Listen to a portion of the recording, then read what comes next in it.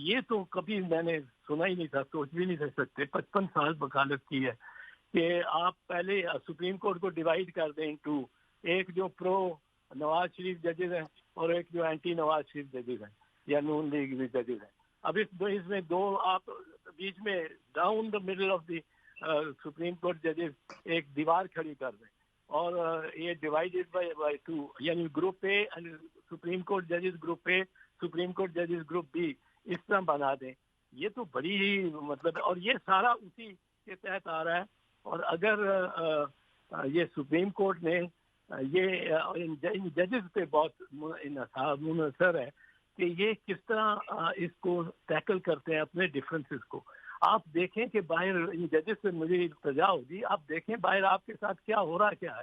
آپ کی تصویریں جلسوں میں لٹکا کے نمایاں اوپر لٹکا کے اور آپ کو without hearing without chance of defence آپ کو کنڈیم کیا جا رہا ہے بڑے بڑے جلسوں میں. اور نیشن وائڈ اس میں جو میڈیا ہے وہ لے جاتا ہے نیشن وائڈ.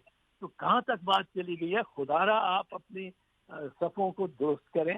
اب گروپ اے ججز اینڈ گروپ بی ججز میں سپریم کورٹ گروپ اے سپریم کورٹ گروپ بی نہ بنائیں اس کو اور اس پہ سوچیں کہ آپ اس بینچ کو چلائیں.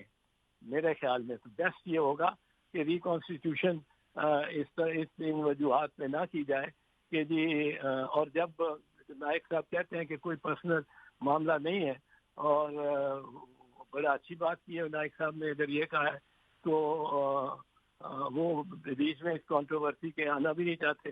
اور لیکن جو میاں شہباز شریف پرائم منسٹر نے جو استداد اس لہجے میں کی ہے اور جو مریم نے وہ تصویریں ایک سرگودے کے لیکچر میں جلسے میں آ کے دھوم دہائی ڈالی ہے، یہ تو آج گروپ اے کے ججز سے ہو رہا ہے، کل گروپ بی کے ججز کے ساتھ بھی یہ ہوگا. یوٹیوب پر گوگلی ٹی وی دیکھنے کے لیے youtube.com کی سرچ بار میں گوگلی ٹی وی ٹائپ کریں. گوگلی ٹی وی کے پیج پر سرخ رنگ کے سبسکرپشن والے بٹن پر کلک کرنا نہ بھولیے. یوٹیوب پر اپلوڈ ہونے والی ویڈیو سے باخبر رہنے کے لیے بیل آئیکن پر کلک کیجیے. آپ کو ہر نئی آنے والی ویڈیو کے بارے میں نوٹیفیکیشن موصول ہو جائے گا.